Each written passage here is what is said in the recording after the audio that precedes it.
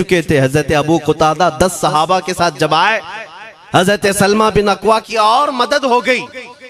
अब ये मदीने आने लगे तो तवज्जो चाहता हूं। हजरत सलमा बिन अकवा ने पूछा, मैं तो अकेला दौड़ा रहा था, कोई मुझे न देखा था ना ये वाकई की किसी को खबर थी, तुम यहां तक कैसे आए? तुमको किसने भेजा मेरी मदद के लिए?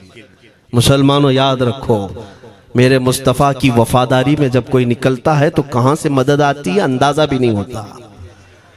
हजरत सलमा बिन अकवा ने उनसे पूछा अबू कुतादा से, तुम आए कैसे?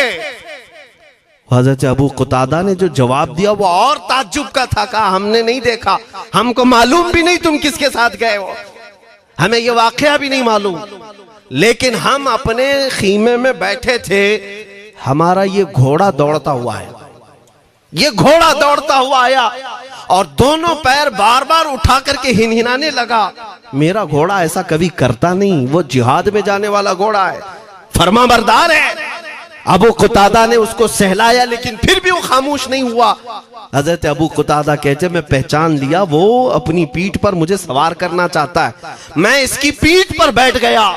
मेरे साथी भी ताज्जुब में थे, इतनी वक्त गुजर जाने के बाद घोड़े को न भूख लगी है न प्यास लगी है, ये कहां ले जा रहा है? अबू कुतादा कहते, ये घोड़ा है जो तुझ तक हम सबको ले आया है। हजरत सलमा बिन अकवा ने कहा, हाँ मुझे याद है, जब मैं उन 400 को दौड़ा रहा था तो तुम्हारा घोड़ा मुझे देख रहा था। पता ये चला दुनिया का हर जानवर भी मेरे मुस्तफा का वफादार है। अगर तुम नबी पाक सल्लल्लाहु अलैहि वसल्लम की इज्जत व हुर्मत के लिए उठते हो तो चूंटियां अपने सुराख में तुम्हारे लिए दुआ में मशगूल हो जाती हैं, मछलियां पानी में तुम्हारे लिए दुआएं करती हैं। अजीज़ान गिरामी वक़ार, आज मैं अपने जुमलों को समेटते हुए ये बात कहता हूँ, धोराजी की सरजमीन मैंने कभी सुना नहीं या कभी आपसे मुलाकात नहीं की, लेकिन इतना बड़ा मजमा हमें जो सुनने के लिए बैठा है, लोग मुसाफे के लिए आए, फूल हार पेश किए, टूट पड़ते हैं मुलाकातों के लिए। मैं अक्सर जलसों में भी और अपने प्रोग्रामों में ये कहता हूँ, मुझे जो आप इज्जत की निगाह से देखते हैं या मिलना चाहते हैं या देखना चाहते हैं या सुनना चाहते हैं, तो वो इसलिए नहीं है कि किसी बाप का, बड़े बाप का बेटा है या किसी सियासी पार्टी का नेता है। आपकी जो मोहब्बत है वो सिर्फ इसलिए है, ये नाज ये अंदाज हमारे नहीं होते, झोली में अगर टुकड़े तुम्हारे नहीं होते, या रसूल अल्लाह जब तक के मदीने से इशारे नहीं होते, रोशन मेरी किस्मत के सितारे नहीं होते। जो कुछ भी इज्जत मिली है हमें आज, वो किसी और सलाहियत की वजह से नहीं। साफ मैं बता देता हूं, मैं मुकर्रिर आदमी नहीं, मैं खतीब आदमी नहीं, मैं वो शोलाबार मुकर्रिर नहीं हूं कि जिनकी तकरीरों से लोग बहुत ज्यादा नफा उठाते हो। मैं तो तालिबे इल्म आदमी हूं। मेरे आका सल्लल्लाहु ताला अलैहि वसल्लम के लिए इतनी वफा करना जानता हूं कि मैंने यह अहद कर लिया है, मेरे जिस्म में जब तक खून बाकी रहेगा, एक भी सालिम कुत्ता मेरे आका की तरफ उंगली भी उठाए, हम अपनी गर्दन भी निछावर करने को तैयार रहेंगे।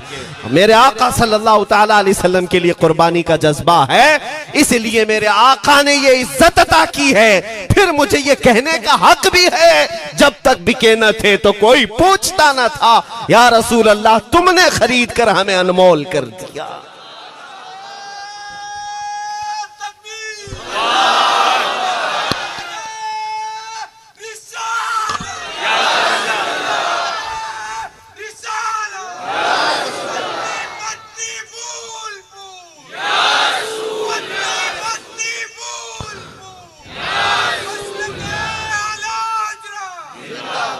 मेरे अजीजों, इस बात पर आज तुम्हारा इत्तिहाद होना है, आज तुम्हारा इत्तिहाद होना है। मैंने काफी इलाकों के दौरे किए और देख लिए, लोग जो कहते हैं हम बिखरे हुए हैं, बटे हुए हैं, टुकड़ों में हैं, लेकिन मैंने सबको देखा, यकीनन फिरकों में भी बटे हैं, सिलसिलों में भी।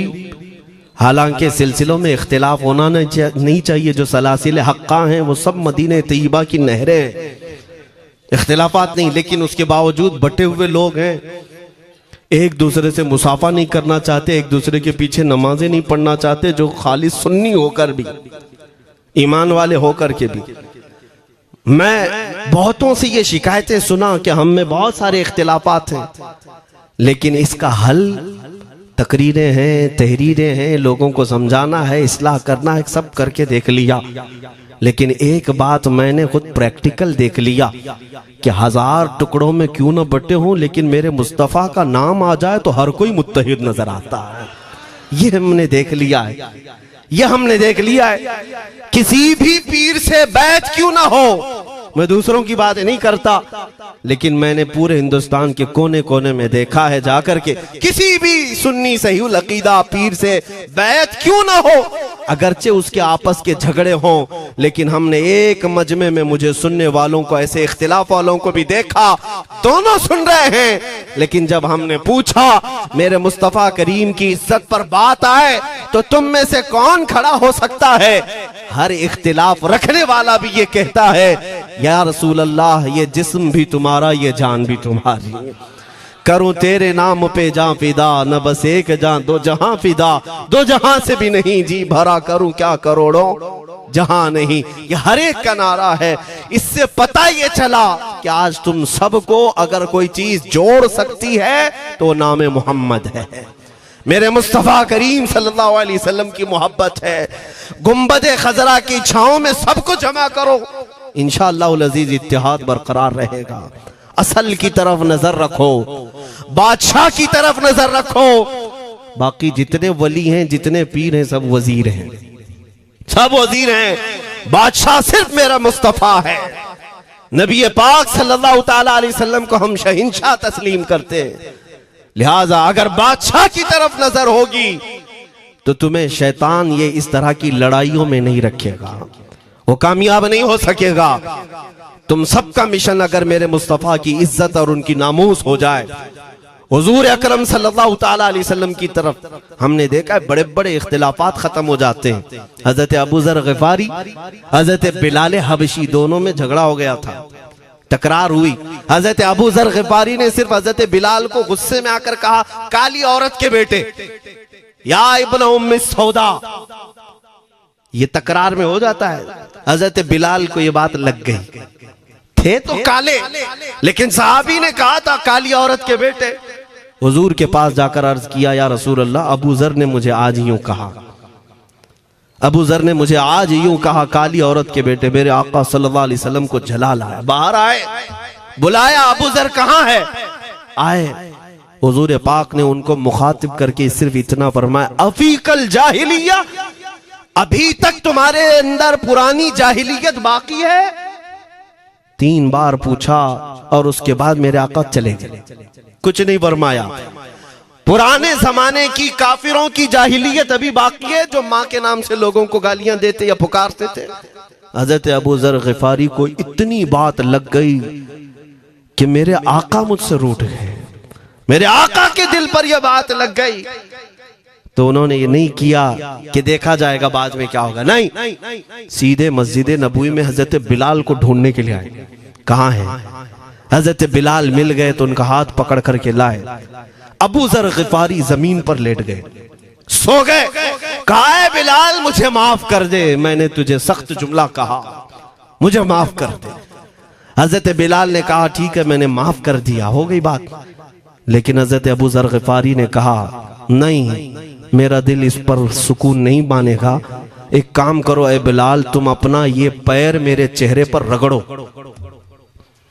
ये तुम्हारा तलवा जिसको मैंने काला कहा था, उसी तलवे से मेरे चेहरे पर तुम रगड़ो, ताकि मुझे मेरी हैसियत पता चल जाए।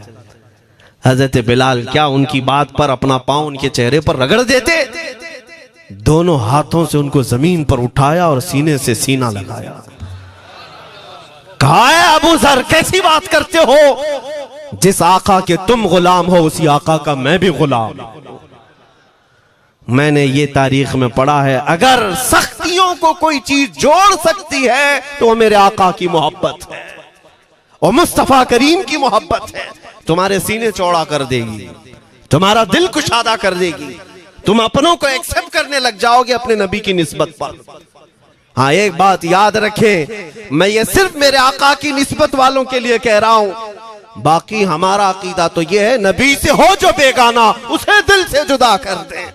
पिदर मादर बिरादर जानो माल उन पर फिदा कर दे। हम उसको मानते ही नहीं, चाहे बाप हो कि माँ हो, जो मेरे नबी को नहीं जानता, जो मेरे आका की अजमत को नहीं पहचानता। मैं उनके बारे में नहीं कहता। हाँ, हमारे एक उस्ताद बुजुर्ग उन्होंने फरमाया था कि बेटा बात करने का लहजा नरम रखना हमेशा। बहुत सारे लोग हमारी तकरीरों को अभी अभी जो सुनते हैं वो कहते हैं बहुत कड़क बोलते हैं, सख्त बोलते हैं। मेरे अजीजों, पिछले 15 साल से करते हैं हम तकरीरें, अखलाकियात पर, तसव्वुफ पर बहुत सारे नरम अंदाज में गुफ्तगू करने के हम आदी थे। वो सब नहीं देखते, लेकिन जहां हम थोड़ा सा चीखते हैं या गरज के साथ बोलते हैं, वो बहुत जल्दी किसी को लगती है और कहते हैं आप बहुत कड़क लहजे में कहते हो। 90% हमने नरम लहजे में बात किया है, लोगों को अखलाकियात सिखाया है।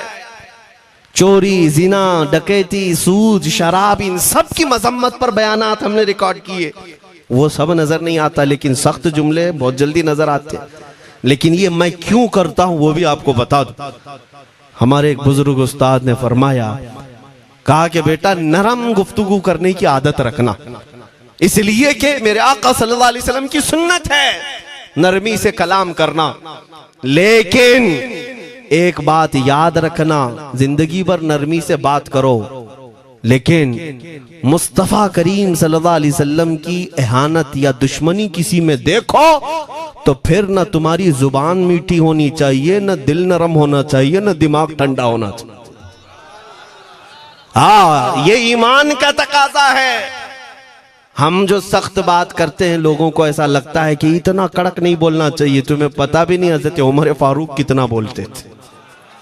हाँ, उमैर बिन वहब एक शख्स था जो हुजूर के कत्ल का इरादा करके आया था मक्का से। सफवान नाम का एक और शख्स, उमैर नाम के 2 लोग हतीम काबा में बैठकर मीटिंग करके आए। क्योंकि सफवान का बाप जंग बदर में मारा गया था, उमैर का बेटा जंग में कैदी होकर हुजूर के पास कैद था। दोनों का प्रॉब्लम सेम था। दोनों लोग हतीम काबा में बैठ करके फैसला करते हैं। सफवान ने कहा मैं तुझे बहुत पैसे दूंगा, एक तलवार को जहर में बुझा कर जाओ मदीने और मोहम्मद का कत्ल करके आओ सल्लल्लाहु अलैहि वसल्लम। उमैर बिन वहब तलवार छुपा करके मदीने आया, लेकिन जिस वक्त वो आया, हजरत उमर फारूक चंद सहाबा के साथ मस्जिद नबवी के बाहर खड़े थे। देखते ही उसकी गर्दन में जो है ये गमछा डाला, रुमाल, और कहा खुजू हादल कल, पकड़ो इस कुत्ते को। ये हजरत उमर की जुबान से निकलेंगे, कहते हैं पकड़ो इस कुत्ते को। यही वो है जो बद्र के अंदर, मैदान बद्र में मक्का वालों को भड़का रहा था जंग पर हुजूर के खिलाफ। यहाँ मदीने में आया है, पकड़ो इसको। हजरत उमर बाहर ही सब कर देते, लेकिन कहा कि मैं हुजूर से पूछ के आता हूँ इसका करना क्या है। मेरे आका के पास गए, कहा या रसूल अल्लाह, वो शैतान कुरैश आया है, कुरैश का शैतान आया है उमैर बिन वहब, और मुझे लगता है वो बुरी नीयत से आया है। हजरत उमर पहले ही भांप रहे हैं, मुझे लगता है वो बुरी नीयत से आया है, क्या करना है आप हुक्म फरमाए। मेरे आका ने फरमाया उमर उसको अंदर ले आओ। उमैर बिन वहब को वैसी गर्दन में वो गमछा डाल के घुमा के अंदर ले आए मस्जिद नबवी में। हुजूर ने पूछा, हजरत उमर से कहा छोड़ दो उसको। जब अंदर आया तो पूछा हुजूर ने क्यों आए उमैर। अब वो झूठ बोलने लगा, कहा मेरा बेटा आपके पास कैदी है, खैर खैरियत पूछने के लिए आया, और क्या है। मेरे आका ने फरमाया सच सच बताओ क्यों आए हो। उसने फिर कहा मैं अपने बेटे की खैरियत मालूम करने आया हूं, और क्यों आया हूं। हुजूर ने फरमाया खैरियत मालूम करने आए तो तलवार लेके क्यों आए हो। उसने तलवार दिखाने के लिए फेंक दिया, कहा इस तलवार का क्या होना है। तलवार तो हमारे पास बद्र में भी थी, लेकिन फतह आप ही के साथ थी। बड़ी बड़ी बातें करने लगा। मेरे आका को जलाल आया और कहा उमैर वो बात क्यों नहीं बोलते जो तुम सफवान के साथ काबा के हतीम में बैठकर करके आए हो। मदीने में बैठा रसूल खाने काबा में होने वाली गुफ्तगू को सुन रहा है। दूरो नजदीक के सुनने वाले वो काने लाले करामत पे लाखों सलाम। ये हदीस मौजूद है, सही हदीस है। इसी हदीस के तर्जुमानी करते हुए हम तो ये अकीदा रख ही सकते हैं ना, हम यहाँ से पुकारें वो वहां से सुने, मुस्तफा की समाअत पे। हाँ, यह अकीदा बरेली वाले का जो है वो अपने पेट का अकीदा नहीं, ये सहाबा का अकीदा है। मेरे अजीजों, जब मेरे आका ने फरमाया वो बात बताओ जो हतीम काबा में करके आए हो, अब थर थर थर कांपने लग गया। इससे इस रसूल से क्या छुपाएं जो हतीम काबा में तन्हाई में होने वाली मीटिंग को भी जानता हो।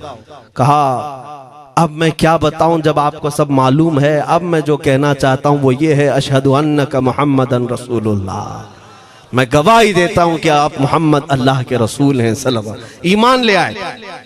अब सुनिए मेरे अजीजों, ईमान लाने के बाद हुजूर पाक सल्लल्लाहु अलैहि वसल्लम ने तलकीन फरमाई कि अब इस्लाम पर कायम रहो, ईमान पर बरकरार रहो। कत्ल करने के लिए आया, मेरे मुस्तफ़ा का गुलाम बन गए। अब उसके बाद हजरत उमर क्या कहते हैं, हजरत उमर जो गमछा गले में डाल के अंदर लाए थे, अब गले में हाथ डालकर बाहर ले जाते हैं। और बाहर जो साथी खड़े थे उन सबको मुखातिब करके कहते हैं, लोगों सुनो। हजरत उमर के अल्फाज सुने, कहते हैं थोड़ी देर पहले ये जो शख्स तुम देख रहे हो, मुझे खिंजीर इससे अच्छा लगता था। अल्लाह, ये लफ्ज भी है, वल्लाही इन्नी लअहब्बु खिंजीरन मिन हाज़ा। कहते हैं कि इससे बेहतर मैं खिंजीर को समझता था क्योंकि ये दुश्मन रसूल था। लेकिन अब सुनो ऐ लोगों, अब मेरे सगे बेटे से ज्यादा मुझको ये अजीज है, इसलिए कि मेरे आका का गुलाम। यही ईमान है, यही ईमान है। अजीज़ान गिरामी, खुलासा कलाम मेरी बात का यही है, मोहम्मद की मोहब्बत दीन हक की शर्त अव्वल है। इसी में हो अगर खामी तो सब कुछ नामुकम्मल है। इकबाल ने क्या खूब कहा था, अगर पहचानना हो तो मेरे अजीज़ों पहचानो। तुम मेरे आका सल्लल्लाहु अलैहि वसल्लम के कदमों तक अगर पहुंच गए तो यही दीन है। बमुस्तफ़ा बरसा खैश के दी हमाऊस, गर्ब उन रसीदी तमाम बुल हबीस।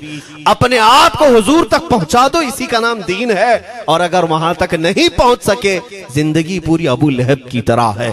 हो ना ये फूल तो बुलबुल का तरन्नुम भी ना हो, चमने दहर में कलियों का तबस्सुम भी ना हो ना ये साकी तो मैं भी ना हो, खुम भी ना हो, बस में तौहीद दुनिया में ना हो, तुम भी ना हो। या रसूल अल्लाह, खीमा अफलाक का इस्तादा उसी नाम से है, नबज़ हस्ती तपश आमादा उसी नाम से है। दश्त में दामने कोहसार में मैदान में है, बहर में मौज की आगोश में तूफान में है, चीन के शहर मराकश के बयाबान में है, और पोशीदा हर मुसलमान के ईमान में है। वो मेरे आका की जात ही है, हर जगह है, और उसी की तरफ हमें सबको मुतवज्जो होने की आज जरूरत है। ताकत किसका नाम है, मैंने शुरू इसी बात से किया था, इसी पर खत्म करता हूं। ताकत और कुव्वत सिर्फ बॉडी बनाने को नहीं कहते, ताकत और कुव्वत सिर्फ और सिर्फ काजू बादाम खाने को नहीं कहते। ताकत और कुव्वत उसके अंदर है जो देखने को अगरचे कमजोर लगता हो, लेकिन दुश्मनों के सीने उसकी याद से ही आज भी खलबली मच जाती हो। हमने देखा है 100 साल पहले की बात, आला हज़रत इमाम अहले सुन्नत फाजिल बरेलवी इमाम अहमद रजा खां, नाम तो हर बच्चा जानता है आज, और अपनों से ज्यादा गैर भी जानते हैं और थरथराते भी हैं। लेकिन क्या कभी तुमने आला हजरत की सीरत में यह पढ़ा कि उनका जिस्म कैसा था? उनका जिस्म कैसा था? बहुत लहीम शहीम, चौड़े सीने वाले, बड़े बाल वाले, ऊंचे चेहरे वाले? नहीं मेरे अजीजों, तारीख में आप पढ़ोगे आला हजरत कसरत से लिखने की वजह से, कसरत से इबादत की वजह से जिस्मानी एतबार से बड़े दुबले पतले थे, बड़े दुबले पतले थे। लोग देखने वालों ने यह कहा है जिस्मानी साख्त ऐसी नहीं थी कि कोई पहलवान नजर आता हो, दुबले पतले थे, नहीफ थे, देखने में कमजोर लगते थे। लेकिन मजाल है जब वो आशिक रसूल का कलम चलता था, कलम चलता था, और वो भी यूं पुकार कर कहता था ये रजा के नेज़े की मार है, कि आदू के सीने में गार है, किसे चारा जोई का वार है, कि ये वार वार से पार है। और फिर उन काफिरों को कहा था उस इमाम अहले सुन्नत ने, किल के रजा है खंजरे खूंखार बरकबार। ये कोई दावा नहीं कर सकता आज। किल्क किसको कहते हैं समझा भी देता हूं मैं आपको। किल के रजा, आला हज़रत अपने कलम को कह रहे हैं, किल्क मतलब कलम, रजा का कलम कैसा है? खंजरे खूनखार बरकबार, यानी खून पीने वाला खंजर और चमक पैदा करने वाली जो बिजली होती है। आला हज़रत बड़े नरम दिल भी थे, रहम दिल भी थे, अपनों को जब नवाजते थे तो बेहिसाब नवाजते थे। आजिजी ऐसी कि बच्चों से भी माफी मांगते, आजिजी ऐसी। और अपने पीर खाने पर जाने की बात आए तो चप्पलें कितनी दूर छोड़ जाए, गुरूर और घमंड की बात नहीं। लेकिन जब मेरे मुस्तफा के दुश्मनों से मुकाबले की बात आती तो यूं कहते, तुम क्या समझते हो किल के रजा है खंजरे खूंखार बरकबार, आदा से कह दो खैर मनाए न शर करे। ये बात ईमान के तकाजे की है। मैं आज हर आलिम से मिंबर पर बैठे हुए और हर मोमिन से यही कहना चाहता हूं, जो मेरे मुस्तफा की इज्जत की बात आए सर चढ़कर बोलना सीख जाओ। मेरे आका ने फरमाया है, जालिम और जाबिर बादशाह के सामने हक बात का ऐलान करना सबसे अफजल जिहाद है। और ये तो कर ही सकते हो। उन पाखंडियों को लफ्ज़े जिहाद से भी डर लगता है और लफ्ज़े जिहाद पर ही बड़ा प्रोपेगेंडा करते हैं। मुझे इस बात का कोई खौफ नहीं। हाँ, लोग ये कहते हैं मौलाना जिहाद के लफ्ज पर थोड़ा साइड होकर के बात कर लेते हैं। तुम बुज़दिल क्यों बने जा रहे हो? लफ्ज़े जिहाद एक पाकीज़ा लफ्ज है, मुकद्दस लफ्ज है। इस लफ्ज को अगर निकाल दिया तो मेरे आका की आधी सीरत खत्म हो जाएगी। कैसे बताओगे नबी पाक की सीरत? बदर को क्या कहोगे? तकरार हुई थी। खंदक, उहद, तबूक, खैबर, ताइफ, ये सब को क्या कहोगे? तकरार हुई थी। जिहाद लफ्ज है, सेल्फ डिफेंस का नाम है। इतना हक तो हर एक को है मेरे अजीजों। लेकिन ये तो आज मैं ये बात भी नहीं कर रहा हूं तुमको तलवार उठाओ, बंदूक उठाओ, गोली मारो, बंदूक से लो, ये सब बातें तो हम करते भी नहीं, हमें जरूरत भी नहीं। लेकिन हमें पता है हमारे अल्फाज ही काफी हैं। मेरे आका सल्लल्लाहु ताला अलैहि वसल्लम की मोहब्बत जिसके सीने में हो, मेरे आका ने जब ये फरमाया है कि हक बात का ऐलान करना सबसे अफजल जिहाद है, तो इस पर तो हर कोई आज अमल कर सकता है। हक बात कहो, मिंबरों से कहो, और ट्रस्टियों से भी कहता हूं उलमा को कहने की आजादी भी दो कि वो बुज़दिल न बनाए, खौफ न रख रजा जरा, तू तो है अब्दे मुस्तफा। एक बात समझ करके चले, हम मुल्क के खिलाफ, कानून के खिलाफ नहीं बोलना चाहते। मुल्क हमारा भी है, देश हमारा भी है, और यहाँ के कवानीन जिस पर हम अमल कर रहे हैं, खुशी से अमल कर रहे हैं। लेकिन इन जालिमों ने क्या बना दिया है, इनके नजदीक देश पूरा मोदी है। हाँ, इन साहब के बारे में मत बोलो, वो देश है, कल को अगर नहीं रहे तो देश चला जाएगा। मेरे अजीजों, किसी व्यक्ति, किसी शख्स की गलत पॉलिसियों पर तनकीद करने का नाम देश के खिलाफ बोलना नहीं है। हम अपने देश से मोहब्बत ऐसी करते हैं। आज भी आजादी का दिन है ना, आजादी का दिन है। ये लगे हाथों ये बात कह करके गुजरता हूं। आज भी जा करके देखें, इंडिया गेट पर सबसे ज्यादा शहीदों के नाम जो लिखे गए हैं वो मुसलमानों के हैं। इनको क्या पता है 1857 से जो अंग्रेजों के खिलाफ लड़ रहे थे, ये लड़ रहे थे। आजादी का परचम सबसे पहले बुलंद करने वाला कोई संगी नहीं था, वो शहीद टीपू सुल्तान था। सबसे पहले तोपमैन हिंदुस्तान का, अंग्रेजों के खिलाफ आवाज बुलंद करने वाला। पूरे अंग्रेज उसके खिलाफ खड़े थे। इनको आज बोलने की तौफीक भी नहीं मिलती। और उसके अलावा वो उलमा की बात कहां चली गई आज? अंग्रेज तारीखदान ने लिखा है कि सबसे ज्यादा हमें खतरा हिंदुस्तान में मुसलमानों से था, और हमने दिल्ली से लेकर कश्मीर तक कोई एक झाड़, कोई एक दरख्त बाकी नहीं था जिसमें हमने एक आलिम को लटकाया नहीं था फांसी पर। जिनकी तादाद गिनी गई है तो तकरीबन 26,000 उलमा को इन्होंने फांसी दी थी, दिल्ली से लेकर कश्मीर तक। मुझे बताओ, जजीरा अंडमान निकोबार में किसको भेजा है? मौलाना फजल हक खैराबादी, इनायत अहमद काकोरवी, ये तमाम वो लोग हैं। अल्लामा इनायत अहमद काकोरवी, जिनकी किताब आज तकरीबन हर मदरसे में पढ़ाई जाती है, इल्म सिखा। ये किताब यहाँ चटाई पर बैठकर लिखी हुई नहीं, उस जेल की दीवारों पर लिखी हुई किताब। उसको पढ़ करके आज बच्चे आलिम बनते, हम भी पढ़े। ये वो लोग हैं जिनको सिर्फ और सिर्फ हक बात कहने की बुनियाद पर जिंदगी भर जेल में डाल दिया गया। आज ढूंढ करके निकालो मौलाना फजल हक खैराबादी का मजार कहाँ है? और अंडमान निकोबार में, जहां काला पानी की सजा दी जाती थी। किफायत अली काफी का नाम सुना है मेरे अजीजों? ये नाम का जिक्र आना तो हक बनता है आज की रात जरूर। मुरादाबाद शहर का वो आलिम रब्बानी, वो सिर्फ और सिर्फ मुजाहिद आज़ादी नहीं बल्कि फना फिर रसूल भी था। आप इसी से अंदाजा लगा लें, आला हजरत जैसा आशिक, हदायके बख्शिश लिखने वाला, आला हजरत के अशार तो पता है ना, इमामुल कलाम कहते हैं। आला हजरत की नातों को इमामुल कलाम कहते हैं। सारे कलामों का इमाम आला हजरत की नाते हैं। पढ़ करके देख लो, वजद आ जाए हुजूर की नाते। लेकिन उस आला हजरत से पूछा गया, आप किसकी नाते पसंद करते हैं? आला हजरत फरमाते हैं, मैं सिर्फ दो ही लोगों की नाते सुनता हूं, या तो हसन रजा बरेलवी की या अल्लामा किफायत अली काफी की। आला हजरत जिसकी नाते सुनते हो, इसी से अंदाजा कर सकते हो किफायत अली काफी कौन थे। मैं अक्सर जगहों पर इनका तस्करा करता हूं ताकि बच्चों के जहनों में ये बात मुंतकिल हो जाए। अब मैं आपको बताऊं, उनकी जुबान में अल्लाह ने वो ताकत दी थी कि वो जब इश्क़ रसूल पर बोलते थे तो हजारों का मजमा रोने लगता था, उनकी तरफ आ जाते। और अंग्रेजों को ये बात कतान पसंद नहीं थी। उन्हें कई तरह से गिरफ्तार करने की कोशिश की गई। आखिरकार एक मुनाफिक के जरिए से मौलाना किफायत अली काफी को गिरफ्तार करने के लिए अंग्रेज आए। कितने जानते हैं? 3000 लोग आए एक आलिम को गिरफ्तार करने। हमेशा कुत्ते झुंड में ही आते हैं। हाँ, मॉब लिंचिंग भी जो है ना, कुत्ते झुंड में ही करते हैं।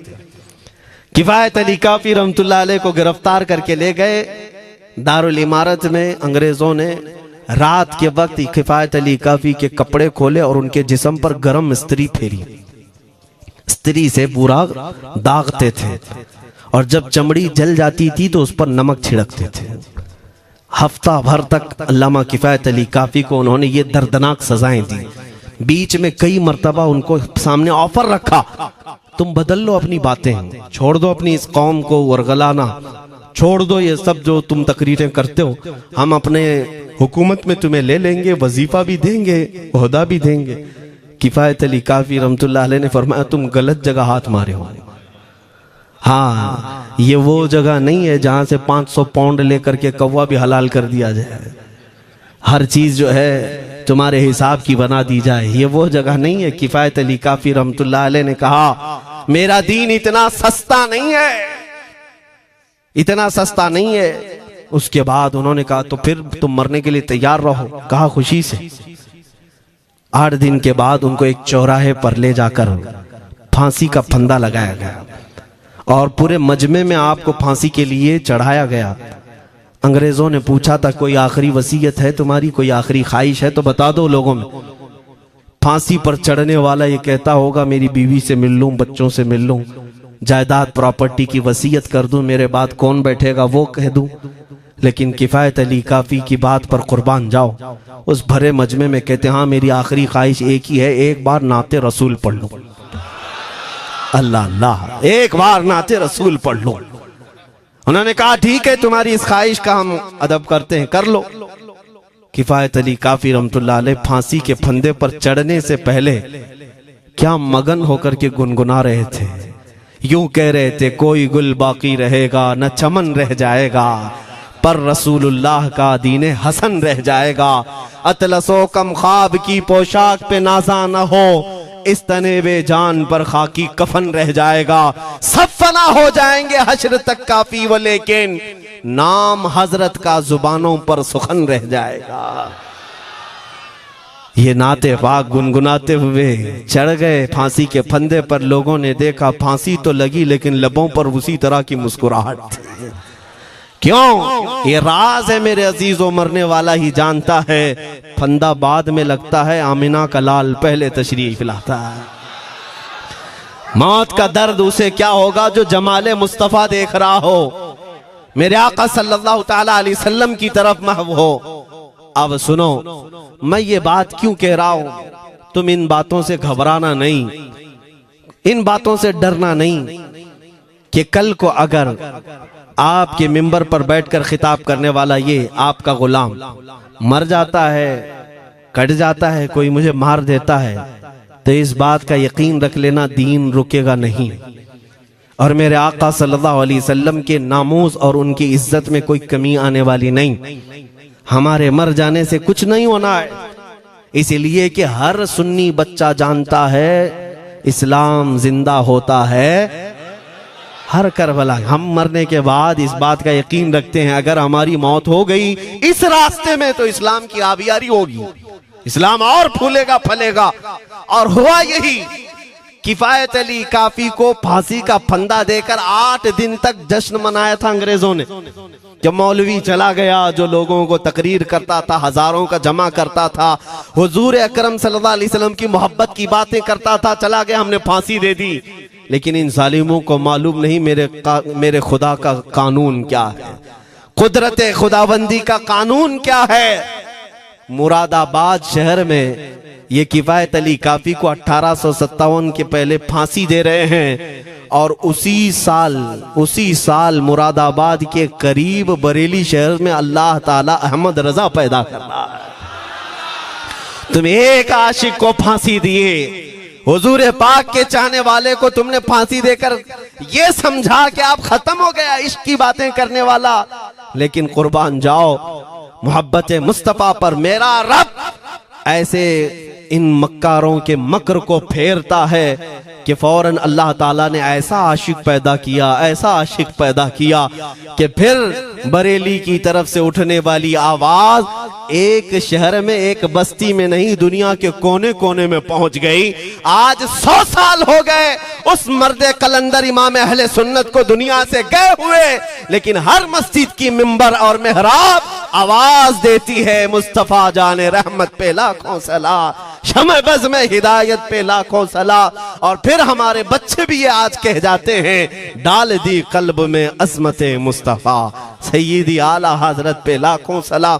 ये निजाम है मेरे मौला का, एक चिराग तुम बुझाओगे मौला 100 चिराग रोशन फरमाएगा। हाँ इंशाअल्लाहुल अज़ीज़, इस बात पर हम सबको जमा होना है। अल्लाह करीम हमें हमारी खोई हुई ताकत व कुव्वत अता फरमाए। आप रब तबारक व तआला की बारगाह में ये दुआ करें कि ऐ रब्बे जुल जलाल, जब तक जिंदगी बाकी है मौला मुझे तेरे नबी के वफादारों में शुमार फरमा। इसलिए मैं जब भी हुजूर की बारगाह में अरीजा पेश करता हूँ तो ये जरूर कहता हूँ, आका बद हैं तो आपके, भले हैं तो आपके, टुकड़ों पे यही के पले हैं, रुख किधर करें तुझसे जो मुंह छुपाएं तो करें किसके सामने। या रसूल अल्लाह, क्या किसी और से तवक्को नजर की है? हमारा मानना तो ये है, मैंने देखा भी है अपने बच्चों को, और हम कहते हैं मेरे आका की बारगाह में, आका गुनहगार तो हो गए लेकिन आपके गद्दार नहीं है, गद्दार नहीं है। जब तक गद्दार नहीं होंगे मेरे आका की तरफ से तुम्हारे लिए हमेशा इस्तकबालिया खुला रहेगा। आओ मेरे अजीजों, इस बात पर मैं गुफ्तगू को खत्म करता हूँ आज के इस उर्स मुबारका में। और आज आजादी की ये रात है, हम बारगाह मुस्तफा में अरीजा पेश करते हैं, या रसूल अल्लाह, आपको इस वतन से बूए वफा आई थी, मेरे आका इस वतन की तरफ नजरे करम फरमा दे।